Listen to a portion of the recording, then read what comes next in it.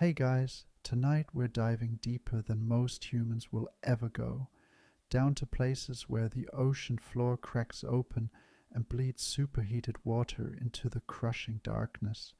You definitely wouldn't survive this without a titanium submarine and a really good life insurance policy. You're about to witness one of Earth's most alien landscapes, where creatures thrive in conditions so extreme they make Death Valley look like a tropical vacation. So, before you get comfortable, take a moment to like the video and subscribe, but only if you genuinely enjoy what I do here. Drop a comment letting me know where you're listening from and what time it is there.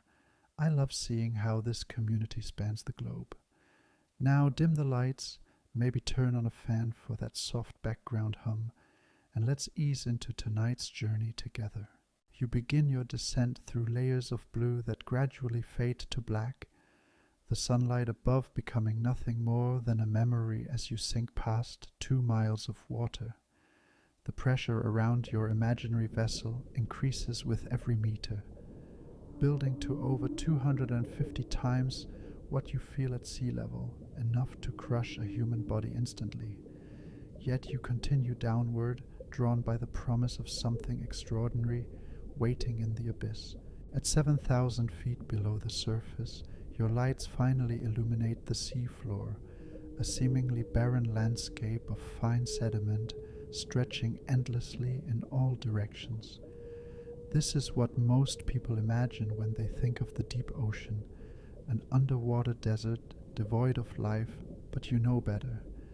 You're searching for cracks in the Earth's crust, places where the planet's interior meets the sea in spectacular fashion. Your sonar picks up an anomaly ahead, a ridge of rock rising from the abyssal plain like a small mountain range. As you approach, you notice something unusual about the water around these formations. It shimmers and dances with heat distortion, creating an underwater mirage effect that seems almost supernatural. The temperature readings on your instruments climb steadily, from the near freezing background temperature of deep water to something that would make a hot tub seem refreshing. Then you see them, towering chimneys of mineral deposits reaching toward the surface like ancient cathedral spires, some as tall as office buildings.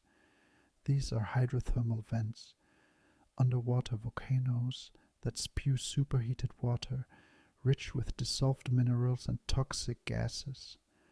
The water emerging from these geological features reaches temperatures of up to 750 degrees Fahrenheit, hot enough to melt lead, yet somehow this hellish environment teems with life. You drift closer to one of the larger vents, a structure that geologists have nicknamed a black smoker due to the dark plumes of mineral-rich water it belches into the surrounding ocean. The sight is both beautiful and terrifying, like watching a dragon breathe underwater fire. The minerals in the superheated water crystallize as they hit the cold seawater, creating these towering chimneys that grow continuously, sometimes several feet per year. Around the base of these smoking towers, you notice something that defies everything you thought you knew about life on Earth. Dense colonnades of tube worms cluster like bizarre underwater flowers, their bright red plumes swaying in the chemical-laden currents. These aren't your garden variety earthworms, they're giants, some reaching lengths of 8 feet or more, their bodies thick as your arm, and completely unlike anything that lives in the sunlit world above. The strangest part isn't their size, it's how they survive here at all. These creatures have no mouths, no stomachs, no way to eat in the traditional sense. They're living in water so toxic it would kill most life forms within minutes, surrounded by concentrations of hydrogen sulfide that would be lethal to humans even in tiny amounts. Yet they thrive here, growing to enormous sizes in what should be one of the most hostile environments on the planet. Researchers still argue about exactly how these ecosystems first formed and whether similar communities might exist elsewhere in our solar system. The discovery of hydrothermal vents in 1977 revolutionized our understanding of life's possibilities, proving that ecosystems could exist completely independent of solar energy. Before this discovery, scientists believed all life on Earth ultimately depended on photosynthesis, the process by which plants and algae convert sunlight into energy. You hover near the vent field, watching this alien world unfold before you, and realize you're witnessing something that has been happening in the deep ocean for hundreds of millions of years, long before the first plants colonized land, long before dinosaurs walked the earth. These volcanic oases have been nurturing life in the planet's deepest places since the dawn of complex organisms, creating their own rules for survival in a world without light. You move closer to examine the tube worms that dominate this underwater landscape, and immediately notice something that would make any biology textbook obsolete.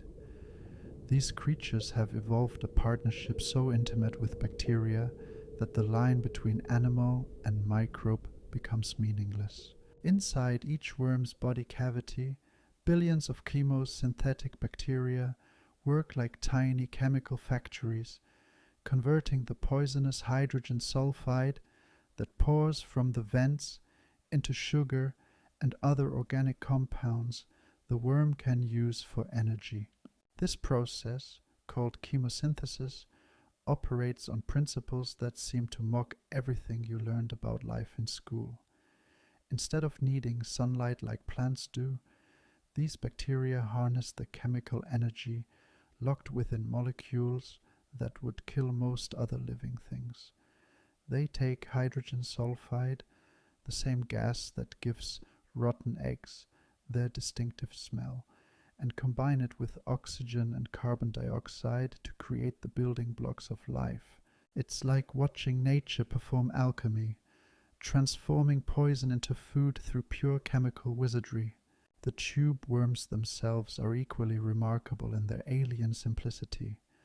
They construct protective tubes from minerals and organic compounds, creating what looks like a field of white and grey pipes jutting from the sea floor. From the top of each tube emerges a brilliant red plume, a gill-like structure that filters bacteria and dissolved chemicals from the water. This plume is the worm's only visible organ, its sole interface with the outside world. You drift past colonies of these creatures and notice how they cluster around areas where the chemical concentration is just right, like underwater gourmets selecting the finest toxic cuisine. Too close to the vent, and even they can't survive the extreme temperatures and chemical concentrations too far away, and they starve for lack of the chemicals their bacterial partners need to function. But the tube worms are just one part of this chemical carnival. You spot clusters of ghostly white crabs scuttling across the mineral formations, their shells adapted to withstand both crushing pressure and scalding water. These crabs have evolved specialized enzymes that allow them to process the toxic compounds in their environment, essentially becoming living chemical laboratories themselves. Ancient legends from various cultures speak of underworld fires and waters that burn without flame, and you begin to understand how these myths might have originated if early humans somehow glimpsed these deep-sea phenomena. The indigenous peoples of the Pacific Northwest tell stories of underwater fires that never die, burning beneath the waves since the world began. Stories that seem remarkably prescient given what science has discovered about these perpetual volcanic systems.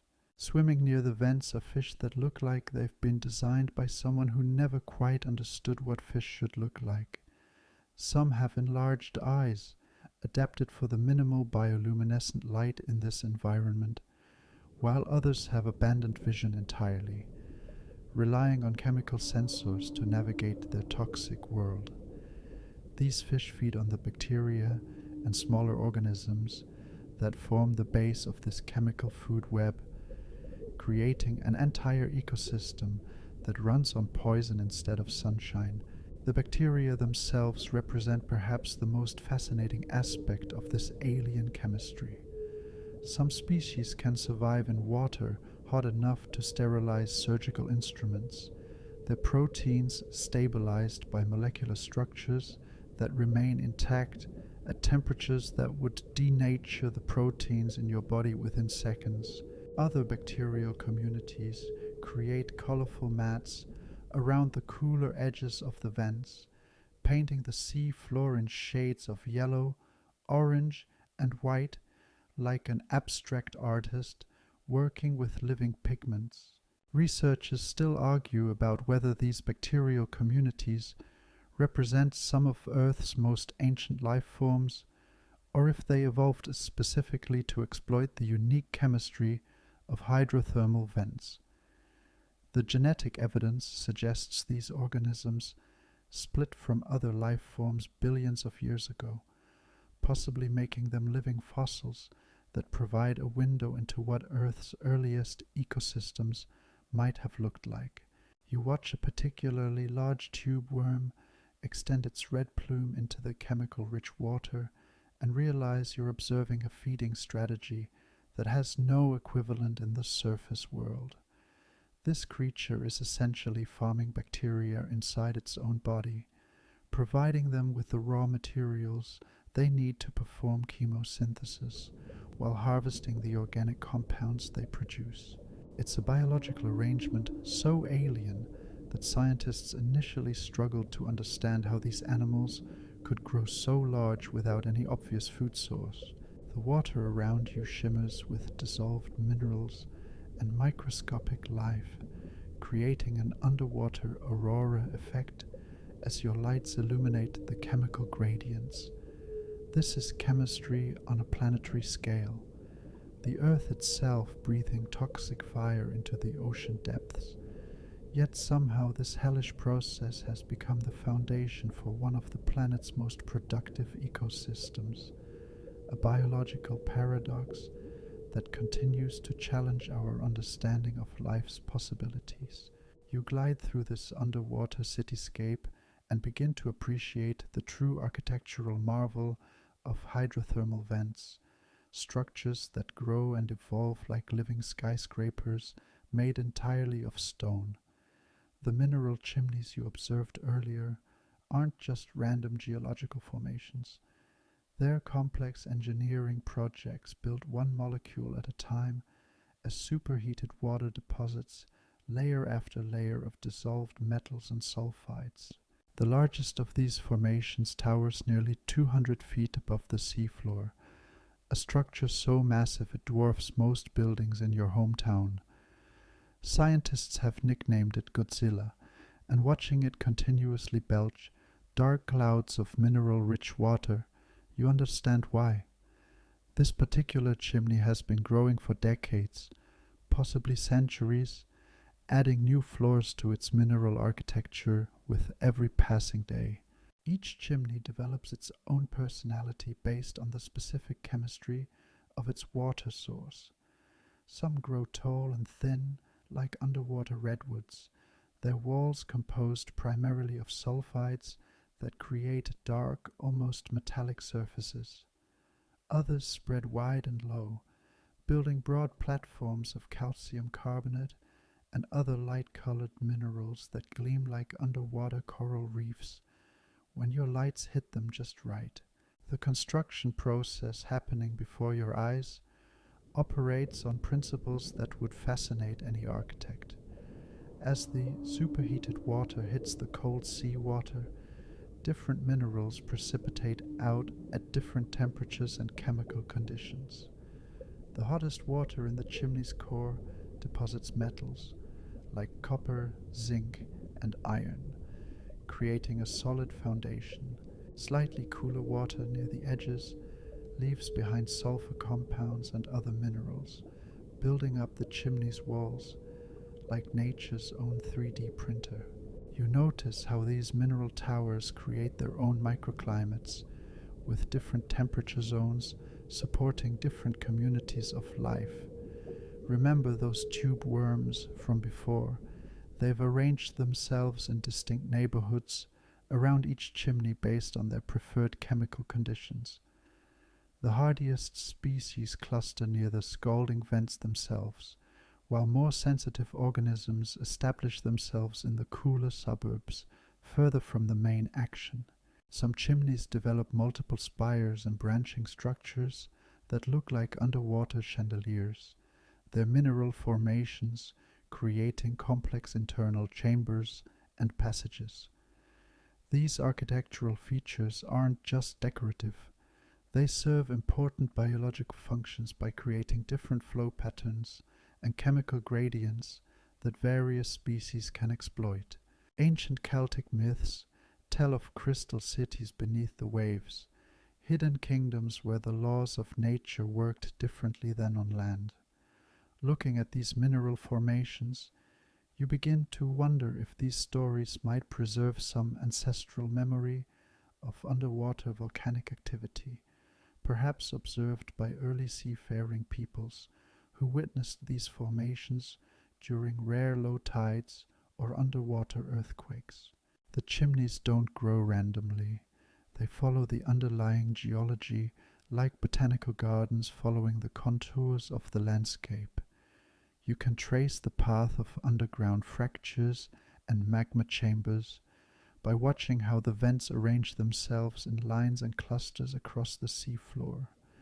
Some formations grow in perfect circles around areas of particularly intense geological activity, creating natural amphitheaters where the chemistry of life and death plays out on a daily basis. Between the major chimneys, smaller vents create a network of minor smoking towers and warm water seeps that connect the various neighborhoods of this deep-sea metropolis. These smaller structures often develop unique mineral compositions that create brilliant colors when illuminated, painting the seafloor in hues that would make any artist jealous. You drift past a chimney that appears to be in its death throes, its mineral walls cracked and crumbling as the underlying volcanic activity shifts to new locations. This is the natural life cycle of these formations.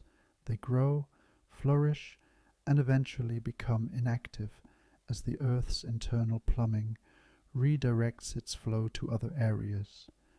When a chimney dies, the communities that depended on its chemical output must migrate to new locations or face extinction. Researchers still argue about how long these mineral structures can remain active and whether the largest formations might persist for thousands of years or merely decades. The growth rates vary dramatically based on the intensity of the underlying volcanic activity and the specific chemistry of each vent system. Some chimneys grow several feet per year during active periods, while others add only inches of new material over the same time frame. The mineral compositions of these chimneys create what geologists call a natural ore deposit, concentrating valuable metals in ways that mining companies find incredibly attractive. The irony isn't lost on you that these biological oases, these cities of life built from living rock, might someday be destroyed by human industry seeking to harvest the very minerals that make their existence possible. You hover near a particularly beautiful formation that resembles an underwater cathedral, its spires reaching toward the distant surface in mineral prayer, and realize you're witnessing architecture that predates human civilization by millions of years, structures built by planetary forces that will continue their construction long after our species has vanished from the Earth. You encounter one of the most remarkable residents of this underwater inferno, a creature that has earned the nickname Pompeii worm for its ability to survive temperatures that would make a sauna seem refreshingly cool. These segmented worms live directly on the sides of active black smokers.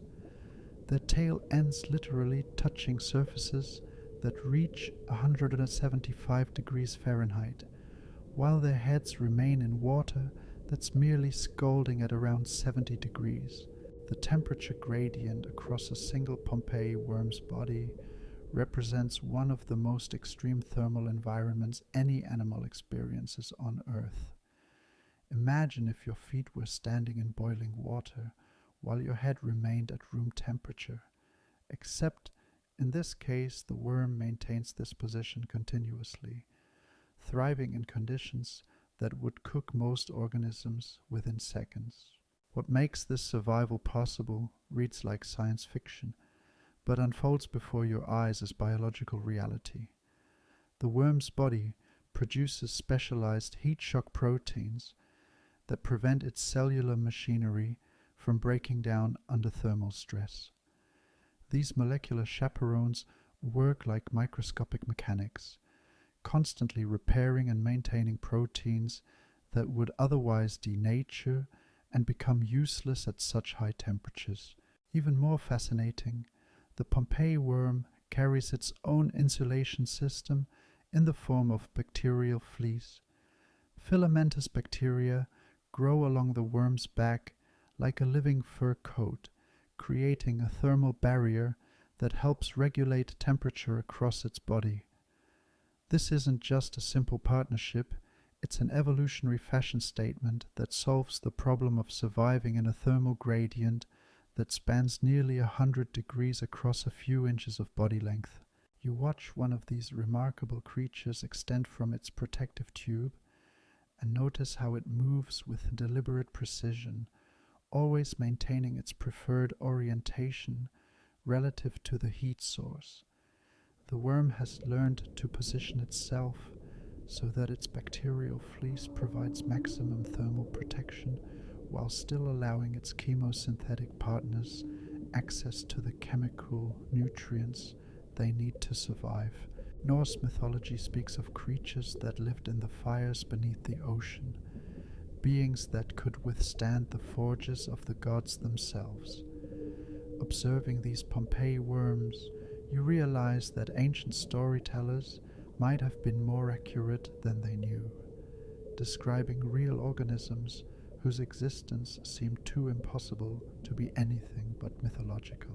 The bacterial fleece covering these worms creates its own microenvironment, hosting multiple species of bacteria with different thermal tolerances and chemical preferences. Some bacteria specialize in processing sulfur compounds, others focus on metals, creating a living ecosystem draped across the worm's back like a microscopic industrial complex. Temperature measurements from these creatures reveal thermal gradients so steep they challenge our understanding of how biological systems can function. The difference between the worm's head and tail temperatures exceeds what most animals experience across their entire habitat range. Yet the Pompeii worm treats this extreme gradient as normal living conditions. You notice how these worms have developed behavioral adaptations to complement their physiological ones, periodically retreating deeper into their protective tubes when vent activity becomes too intense. They've learned to read the subtle signs of increasing thermal output, ducking for cover like experienced firefighters who know when to step back from the flames. The worm's circulatory system represents another marvel of thermal engineering, with specialized blood chemistry that prevents proteins from coagulating at high temperatures. Their blood carries oxygen and nutrients through temperature zones that would cause human blood to literally cook, yet maintains its functionality through molecular adaptations that scientists are still working to understand. Researchers still argue about whether these extreme thermal adaptations evolved specifically for hydrothermal vents, or if they represent ancient survival mechanisms that allowed early life forms to colonize hot environments across the planet. The genetic evidence suggests these worms carry molecular tools that are far older than the vent ecosystems themselves, possibly inherited from ancestors that survived even more extreme conditions. Other creatures in this thermal wonderland have developed their own solutions to the heat problem. You spot crabs that scuttle quickly across hot surfaces, their legs modified with heat-resistant proteins that allow them to dash across mineral deposits that would sear ordinary flesh. These crabs have essentially evolved a natural oven mitts, biological adaptations that let them forage in temperatures that would be lethal to their surface-dwelling relatives. The Pompeii worms remind you that life's creativity knows no bounds when it comes to solving seemingly impossible problems. Remember those tube worms you observed earlier? They solved the problem of living without sunlight through chemical partnerships, but these worms have taken survival to an entirely new level by learning to thrive in conditions that approximate the surface of Venus. Watching these creatures go about their daily business in what amounts to an underwater volcano, you begin to understand that the definitions of habitable conditions you learned in school represent just a tiny fraction of life's actual possibilities, and that Earth's most extreme environments often harbor its most ingenious solutions. You pull back from the individual dramas of survival to appreciate the larger picture, the way these volcanic oases transform the barren deep ocean into bustling metropolises of life. The contrast is striking.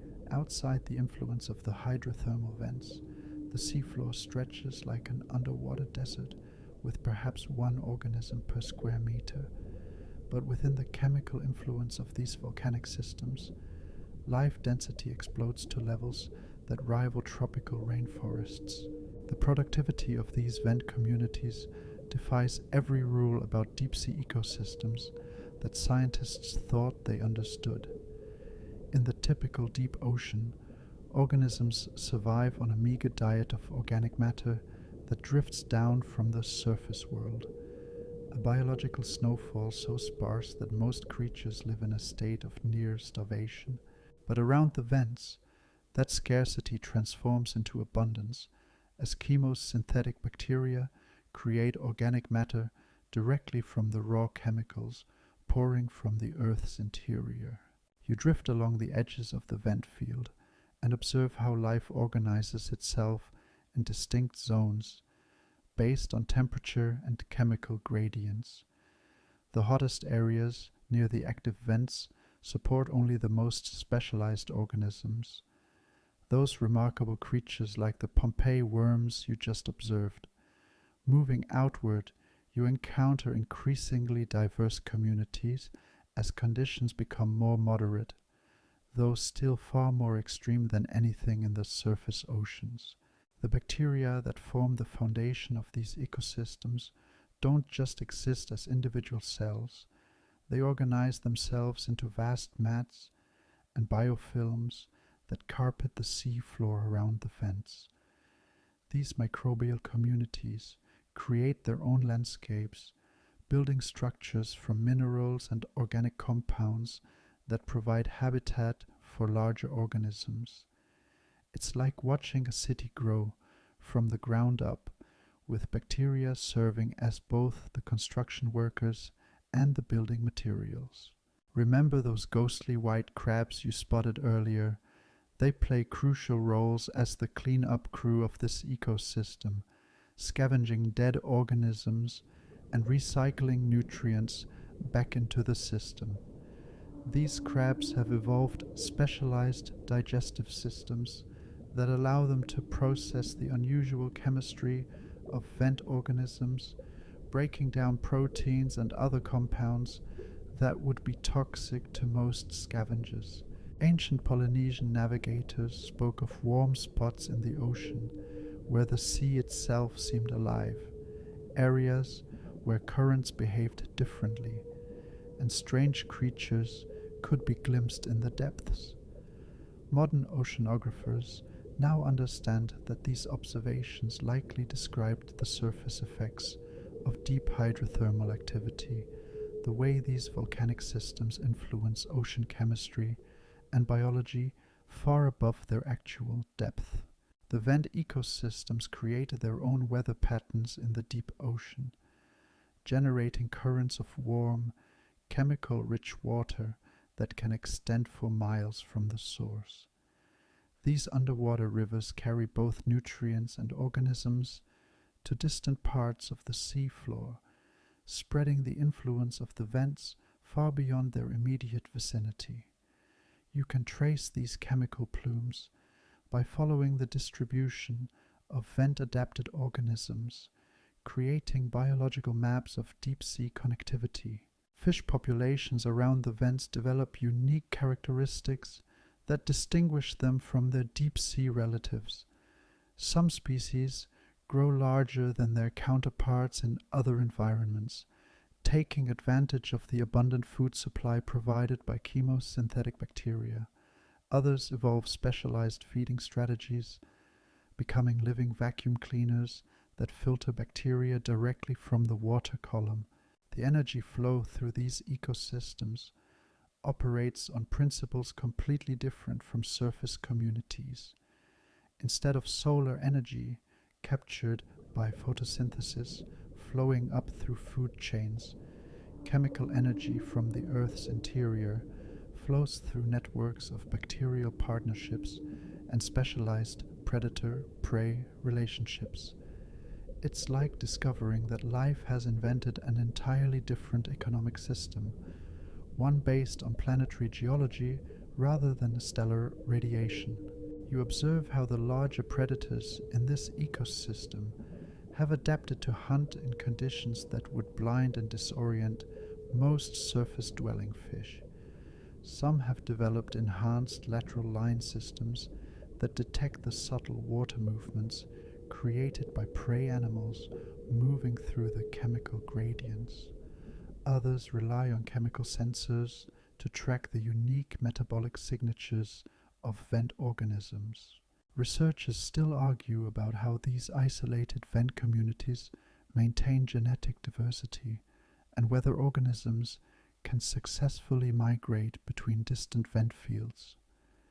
The deep ocean basins that separate different volcanic systems represent enormous barriers to migration. Yet genetic studies reveal surprising connections between vent communities separated by thousands of miles. The seasonal cycles that govern most ecosystems become meaningless in these deep-sea oases. The energy source comes from the planet's interior rather than seasonal changes in sunlight, creating communities that operate on geological timescales rather than annual patterns. These ecosystems can remain stable for decades or centuries, then suddenly transform when underlying volcanic activity shifts to new locations. You hover above this underwater jungle and realize you're witnessing one of Earth's great biological experiments, a proof of concept that life can create thriving communities using energy sources that most organisms never encounter, turning the deepest and most isolated parts of the ocean into gardens of impossible abundance. You find yourself contemplating something that makes this entire underwater spectacle even more profound: the possibility that you're witnessing a recreation of life's very first chapter on Earth. The chemistry happening around these vents mirrors conditions that existed on our planet billions of years ago, when the atmosphere contained no oxygen and the only available energy sources came from volcanic activity and chemical reactions rather than sunlight. The ancient Earth was a very different place, with an atmosphere composed primarily of methane, ammonia, and other gases that would be toxic to most modern life forms. The oceans were rich with dissolved metals and sulfur compounds, creating a global version of the chemistry you observe around these isolated vents today. In that primordial world, The conditions that now seem extreme and alien represented the planetary norm. Scientists have discovered that the chemical reactions occurring in hydrothermal vents can spontaneously create organic compounds from simple inorganic ingredients, essentially performing the same molecular assembly that might have led to the first living cells.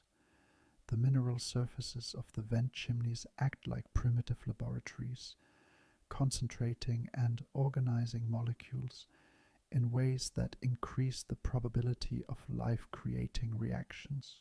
The iron-sulfur chemistry that dominates these vent systems particularly intrigues researchers because similar chemical processes appear in the most fundamental biological reactions that all life depends on today. The enzymes that power cellular respiration and photosynthesis contain iron-sulfur clusters that bear striking resemblance to the mineral compositions found in vent chimneys, suggesting these geological formations might have served as templates for the molecular machinery of life.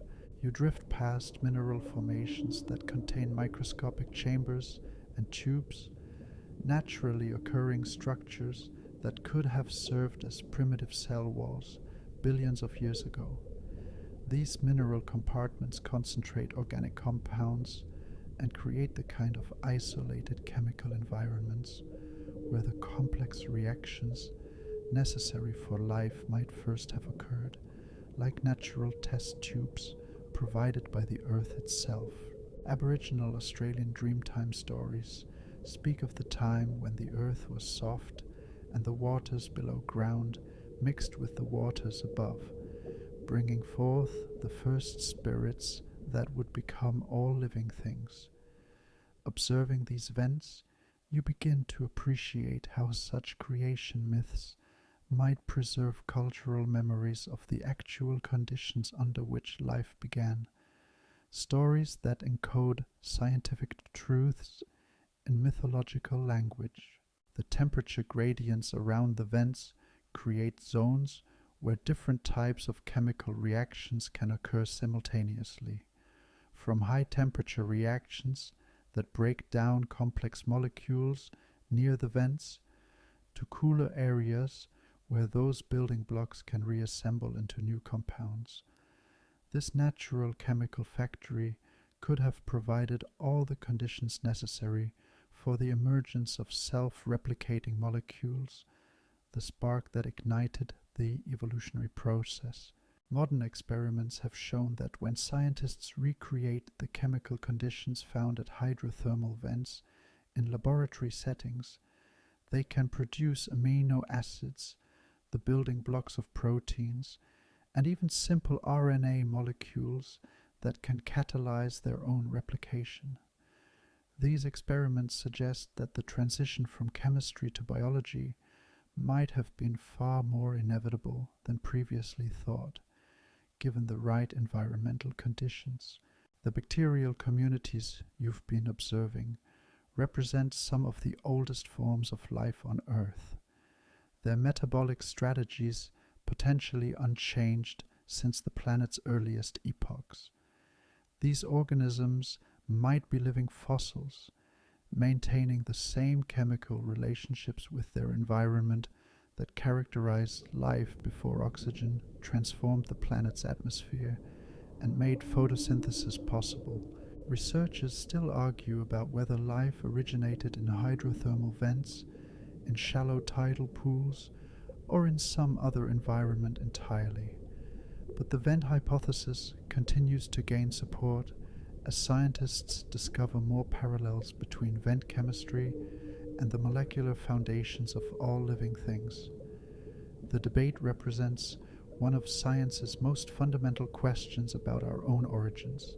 You watch the continuous interplay between geological and biological processes around the vents and realize that the boundary between living and non-living systems becomes remarkably blurred in this environment.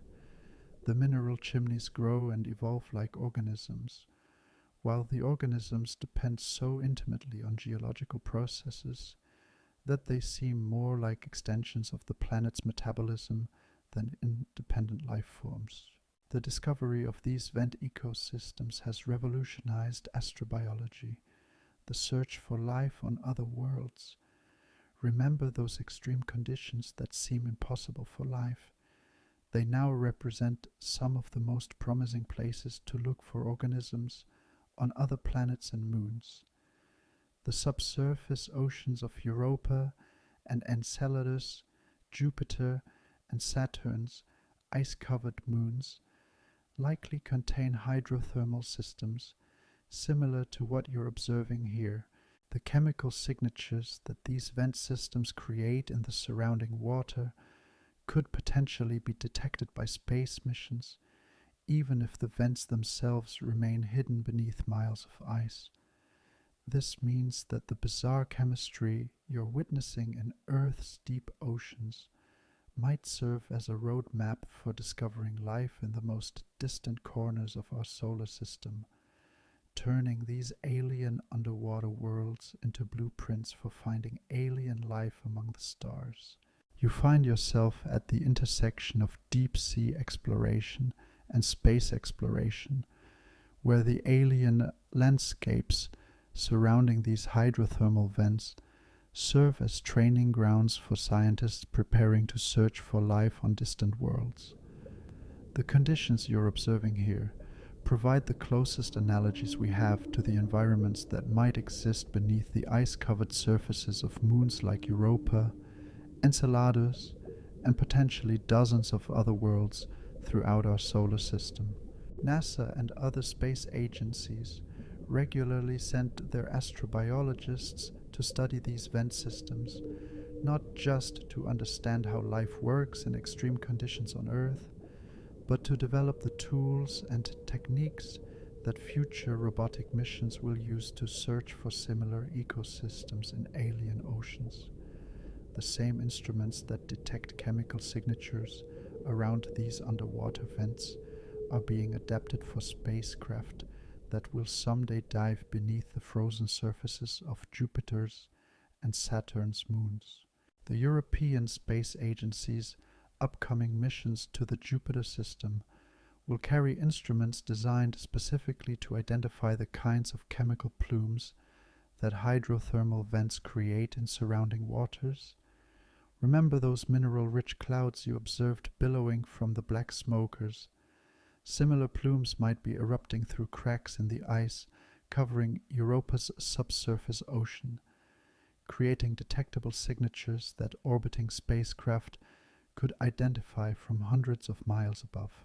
Scientists have calculated that Europa's ocean contains more than twice as much water as all of Earth's oceans combined, and the tidal forces from Jupiter's massive gravity likely create enough geological activity to power hydrothermal systems far more extensive than anything found on our planet. The moon's rocky core probably experiences constant flexing and heating, conditions that would generate volcanic activity and chemical gradients similar to what drives life around Earth's deep-sea vents. Ancient Mesopotamian astronomers recorded observations of Jupiter's moons without understanding their true nature, describing them as wandering spirits that danced around the giant planet. Modern science has revealed these wandering spirits to be entire worlds with their own complex geological systems, potential habitats where the same processes you're witnessing might support ecosystems that have evolved independently for billions of years. The search for extraterrestrial life has shifted dramatically since the discovery of these vent communities, moving away from looking for Earth-like planets in the Goldilocks zones around distant stars toward examining the far more common worlds where liquid oceans exist beneath protective ice shells. The galaxy might contain billions of such worlds, hidden oceans where hydrothermal chemistry could support life forms that have never experienced sunlight. You observe how the organisms around these vents have developed sensory systems optimized for detecting chemical gradients rather than light, and realize that alien life forms in similar environments might have evolved completely different approaches to perception and navigation. These alternative sensory strategies could help scientists design better detection methods for finding life that doesn't rely on photosynthesis or other light-dependent processes. The extreme longevity of some vent organisms also provides insights into how life might persist on worlds with very different energy budgets than Earth. Some of the bacterial mats you've observed can remain metabolically active for decades or even centuries, surviving long periods when vent activity decreases by essentially hibernating until chemical conditions improve again. Mars likely had hydrothermal systems billions of years ago, when the planet still had a substantial atmosphere and liquid water on its surface. Geological evidence suggests that some of these ancient Martian vents might be preserved in mineral formations that future missions could explore, potentially containing fossil evidence of life that once thrived in conditions similar to what you're observing here. The robotic submersibles that explore these deep-sea vents serve as prototypes for the kinds of autonomous vehicles that will someday explore alien oceans. These underwater robots must navigate in complete darkness, identify interesting geological formations, collect samples, and make decisions about where to investigate next, all while operating far from any direct human control. Researchers still argue about whether life that evolved around hydrothermal vents on other worlds would necessarily resemble Earth's vent organisms, or if alien chemistry might support completely different biological solutions to the same environmental challenges. The debate touches on fundamental questions about whether life represents a predictable response to certain chemical conditions, or if biological systems can take radically different evolutionary paths. You watch a crab navigate through the chemical maze around a black smoker and consider that similar creatures might be scuttling across the sea floors of alien oceans right now, following chemical trails and exploiting thermal gradients in ways that parallel but don't necessarily duplicate the strategies you're observing. The universe might be filled with variations on the themes of life that these vent systems have revealed, endless biological experiments playing out in the hidden depths of countless worlds. The techniques scientists use to study these remote ecosystems continue to advance, employing artificial intelligence and machine learning to identify patterns in the vast amounts of data collected from vent expeditions, methods that will prove essential when analyzing information from robotic missions to alien oceans, where every bit of data must be transmitted across millions of miles of space. You witness something that transforms your appreciation for these remarkable ecosystems, the sudden realization that their entire existence hangs by a thread that could snap at any moment without warning. The communities you've been observing, with their intricate partnerships and specialized adaptations, represent some of the most fragile biological systems on Earth, despite their appearance of thriving in impossible conditions. The volcanic activity that creates and sustains these underwater oases operates on geological timescales that make biological communities seem ephemeral by comparison. A shift in magma chamber pressure, a change in the underground plumbing system, or the simple exhaustion of a particular thermal vent can eliminate an entire ecosystem overnight, leaving behind nothing but cooling mineral structures and the scattered remains of organisms that had nowhere else to go. You observe how the distribution of life around the vents reflects this precarious balance, with organisms clustering in narrow bands where temperature and chemistry remain within tolerable ranges. Move just a few meters in the wrong direction and the conditions become lethal, creating invisible boundaries that represent the difference between thriving communities and biological wastelands. Scientists studying these systems have documented numerous cases where active vent fields suddenly went dormant, their life-sustaining chemistry disappearing as the Earth's internal fires moved to new locations. When this happens, the specialized organisms that depend on vent chemistry face extinction unless they can somehow migrate to distant active sites, a journey that might span hundreds or thousands of miles across the barren abyssal plains. The larvae of many vent species have evolved remarkable dispersal abilities, spending weeks or even months drifting through the deep ocean currents in search of new hydrothermal sites where they might establish new populations. These tiny organisms must navigate an underwater desert where chemical cues are few and the distance between oases can be measured in geological scales, making their successful colonization of new vents one of nature's most improbable survival strategies. Celtic legends speak of islands that appeared and disappeared according to the whims of underwater gods, lands that could vanish beneath the waves as suddenly as they had emerged. Observing the ephemeral nature of these vent communities, you begin to understand how such stories might have originated from observations of volcanic activity and its effects on marine ecosystems.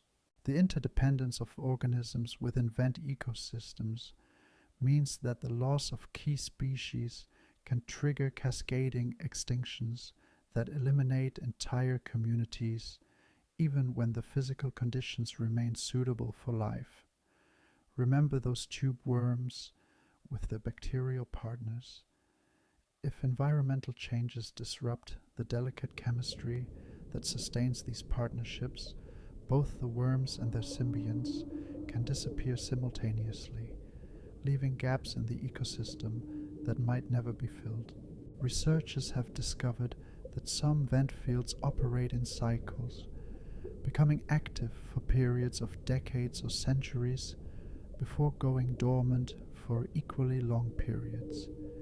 During dormant phases, these areas become biological graveyards, where the mineral structures of former chimneys stand like underwater tombstones, marking the locations where thriving communities once existed. The temperature tolerance ranges of vent organisms often span only a few degrees, making them extremely vulnerable to even minor changes in vent output. A slight increase in volcanic activity can push water temperatures beyond what even the most heat-adapted species can survive, while decreased activity can eliminate the chemical gradients that many organisms depend on for survival. You notice how the edges of vent communities transition abruptly to the sparse life typical of deep-sea environments, creating sharp ecological boundaries that highlight the isolation of these systems. Unlike terrestrial ecosystems, where species can gradually migrate to new habitats as conditions change, vent organisms face vast stretches of unsuitable habitat that make relocation extremely difficult. The geological processes that create new vents operate independently of biological needs, meaning that new hydrothermal systems don't necessarily appear in locations that are easily accessible to organisms from dying vent fields. This spatial unpredictability adds another layer of challenge to the already difficult task of maintaining genetic diversity across widely scattered populations. Researchers still argue about how long individual vent communities can persist, and whether some of the larger, more established sites might maintain suitable conditions for thousands of years. The evidence suggests that even the most stable appearing vent systems experience significant fluctuations in activity that can dramatically alter their biological communities over relatively short time periods. Some of the organisms you're observing may represent the last survivors of communities that were once far more extensive, living remnants of ecosystems that have been gradually contracting as their supporting vent systems weaken or shift location. These populations might be evolutionary dead ends, maintaining their specialized adaptations in increasingly marginal conditions while facing inevitable extinction.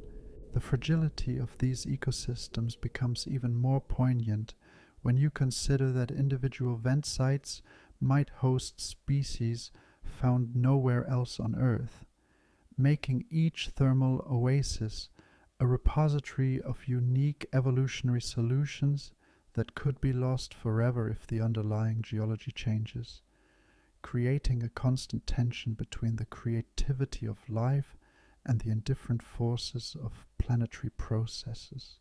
You find yourself confronting a threat to these ancient ecosystems that doesn't come from the unpredictable forces of geology, but from human industry seeking to harvest the very minerals that make life possible in these underwater oases. The seafloor around hydrothermal vents contains some of the richest concentrations of valuable metals on Earth, deposits that mining companies view as the next frontier for extracting copper, zinc, gold, and rare earth elements needed for modern technology. The irony strikes you immediately as you observe organisms that have spent millions of years adapting to these unique chemical environments, their entire evolutionary history tied to the mineral deposits that humans now want to scrape from the seafloor. The same sulfide chimneys that provide habitat for countless species represent potential mining targets worth billions of dollars, creating a conflict between biological preservation and economic exploitation. Deep-sea mining operations would essentially strip mine these underwater cities, removing the mineral structures that took centuries to build and destroying the three-dimensional habitat that supports entire ecosystems. The process would be like demolishing downtown Manhattan to harvest the steel and concrete, except that in this case the buildings themselves are alive and irreplaceable. Modern mining technology has developed remotely operated vehicles capable of operating at the crushing depths where these vent systems exist, machines that could systematically dismantle the mineral formations you've been exploring while processing the debris to extract valuable metals. These industrial operations would transform the quiet chemistry of deep-sea ecosystems into underwater strip mines, complete with sediment plumes and mechanical destruction. Remember those delicate bacterial mats that carpet the sea floor around the vents? They would be among the first casualties of mining operations, scraped away along with the mineral substrates they depend on. The sediment clouds created by mining equipment would smother organisms across vast areas, extending the ecological damage far beyond the immediate mining sites. Ancient Incan legends speak of sacred metals that belonged to the gods and should remain hidden in the earth's depths, warnings about the consequences of disturbing the natural order by extracting materials from places where they were never meant to be removed. These stories seem remarkably prescient when applied to the modern desire to mine ecosystems that have remained undisturbed for geological ages. The mining industry argues that deep-sea extraction represents a more environmentally responsible alternative to terrestrial mining, which often requires clearing forests and displacing human communities. However, this comparison ignores the fundamental difference between disturbing terrestrial environments that can potentially recover and destroying deep-sea ecosystems that might take centuries or millennia to re-establish themselves. International waters create a regulatory vacuum where deep-sea mining could proceed without the environmental protections that govern mining operations on land. The International Seabed Authority has begun issuing exploration licenses for deep-sea mining, but the regulatory framework for protecting unique ecosystems like hydrothermal vents remains woefully inadequate compared to the scale of potential industrial activity. You observe the slow, patient processes by which these vent ecosystems develop and realize that human timescales for resource extraction operate at fundamentally different speeds than biological and geological processes. A mining operation that depletes a site within a few years could destroy ecosystems that required thousands of years to establish and might need equally long periods to recover. The organisms around these vents have no evolutionary experience with the kinds of large-scale physical disruption that mining would create, having adapted instead to the chemical and thermal challenges of their environment. Their specialized survival strategies offer no protection against mechanical destruction, making them uniquely vulnerable to industrial exploitation. Researchers studying these ecosystems face a race against time to document and understand vent communities before mining operations potentially destroy them, creating an urgency that transforms scientific exploration into a form of biological archaeology, cataloging life forms that might soon become extinct. The rare earth elements that mining companies seek from these deposits play crucial roles in manufacturing everything from smartphones to renewable energy systems, creating an uncomfortable tension between the technology needed for sustainable development and the destruction of some of Earth's most unique ecosystems to obtain the materials that make that technology possible. Researchers still argue about whether destroyed vent ecosystems could naturally re-establish themselves on human-relevant timescales, but the evidence suggests that the complex relationships between geology, chemistry, and biology that create these systems might take far longer to rebuild than society is willing to wait for the ecosystem services these communities provide. Some scientists propose that mining operations could be designed to preserve portions of vent fields while extracting minerals from others, but the interconnected nature of these ecosystems means that partial destruction might eliminate the biological corridors that allow organisms to move between different thermal zones, potentially dooming entire communities even in areas that aren't directly mined. You drift through this underwater wonderland, knowing that future generations might encounter only the industrial scars of mining operations, where these remarkable communities once thrived, making your current observation a form of witnessing that carries the weight of potential loss, transforming scientific curiosity to something approaching mourning for ecosystems that might not survive humanity's hunger for the materials they contain. You hover in the perpetual darkness of the deep ocean, surrounded by the gentle glow of bioluminescent organisms and the warm shimmer of mineral-rich water rising from the Earth's interior, and begin to comprehend the profound mysteries that still shroud these underwater worlds. Despite decades of research since their discovery, hydrothermal vents continue to reveal new secrets with each expedition, suggesting that what you've observed represents only a small fraction of the biological and geological wonders hidden in the deep sea.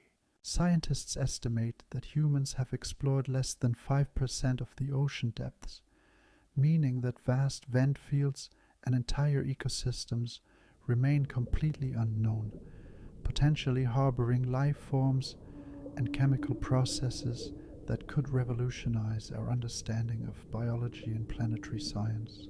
Each new expedition to unexplored regions of the seafloor discovers species that have never been seen before, organisms with biological solutions to survival problems that we haven't even learned to ask the right questions about yet.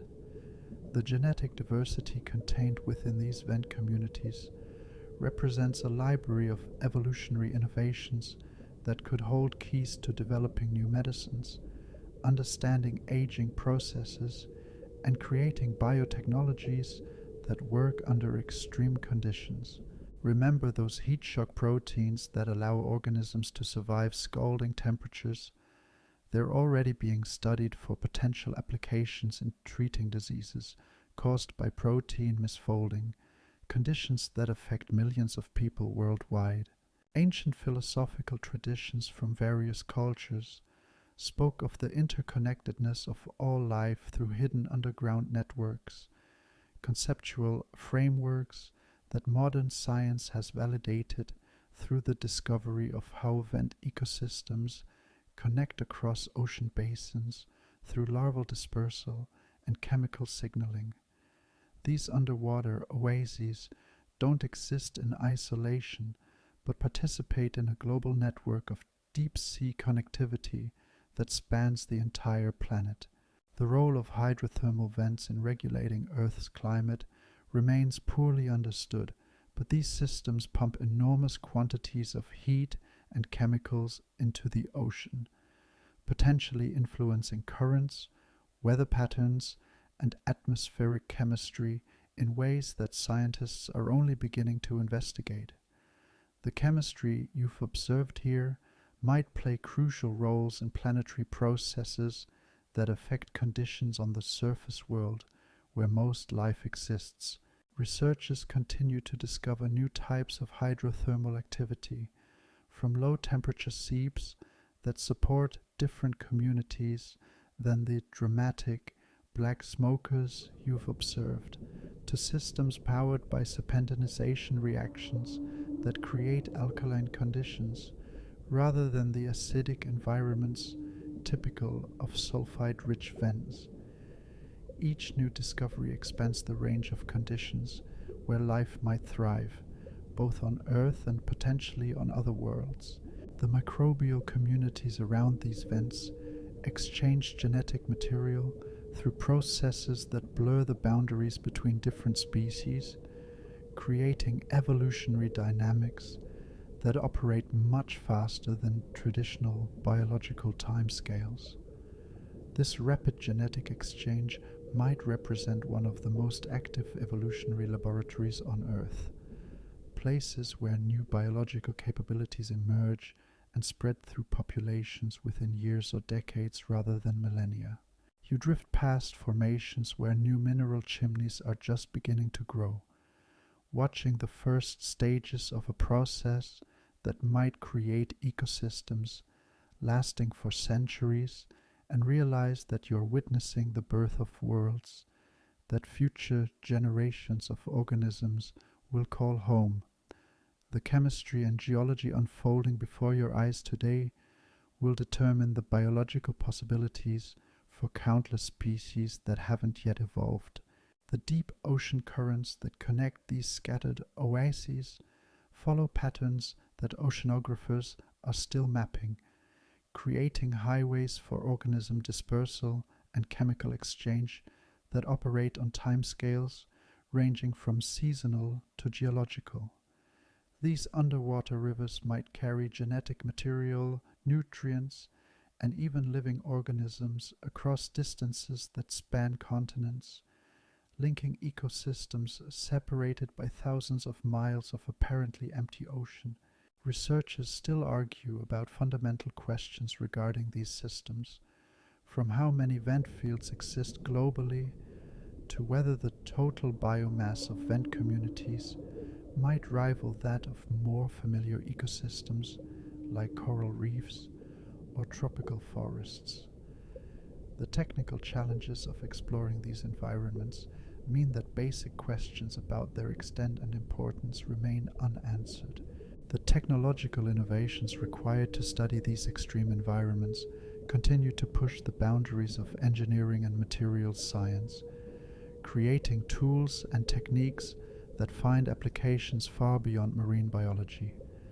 The same technologies used to explore hydrothermal vents contribute to medical devices, space exploration equipment, and industrial processes that operate under extreme conditions. As you prepare to ascend from these depths, leaving behind the chemical gardens and mineral cities of the deep sea floor, you carry with you the humbling realization that Earth contains entire worlds that operate by rules fundamentally different from those governing the surface environments where most life exists, and that these hidden realms might hold answers to questions about life, chemistry, and planetary processes that haven't even been formulated yet, ensuring that the deep ocean will continue to surprise and challenge human understanding for generations to come.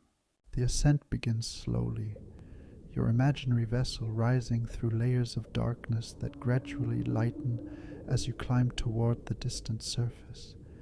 The alien landscapes of the deep sea floor fade below you, their strange chemistry and impossible life forms becoming memories that seem almost too extraordinary to have been real. The crushing pressure that surrounds these underwater oases slowly decreases with each meter of your climb, releasing you from the physical constraints that make the deep ocean such an alien realm. You carry with you images of creatures that live by rules completely different from anything in the familiar world above. The tube worms with their bacterial partners, the heat-loving organisms that thrive in conditions that would instantly destroy most life, the mineral cities that grow like living things while hosting communities unlike anything else on Earth. These memories settle into your consciousness like sediment drifting down through dark water, becoming part of your understanding of how vast and mysterious our planet truly remains. The bioluminescent flashes of deep-sea creatures begin to fade as you rise, their gentle lights becoming distant stars in the liquid darkness below.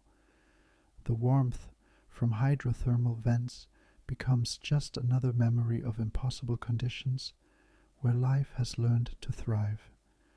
The pressure on your imaginary hull decreases steadily, allowing your vessel to expand slightly as it adjusts to the changing environment of the water column. Far above, the surface world continues its familiar patterns of day and night, seasonal changes, and photosynthetic ecosystems that depend entirely on energy from the sun. But now you know about the hidden world that exists beneath, where planetary geology creates its own energy sources and supports communities that have been thriving in darkness for millions of years. This knowledge changes how you think about the oceans, transforming them from simple bodies of water into complex, three-dimensional ecosystems with their own hidden cities and mysterious inhabitants. Rest now, knowing that somewhere far below the waves, in crushing darkness and impossible heat, life continues its ancient experiments with chemistry and survival, creating beauty and complexity in places where no human eyes will ever directly witness the daily dramas of existence. End of script. Sweet dreams.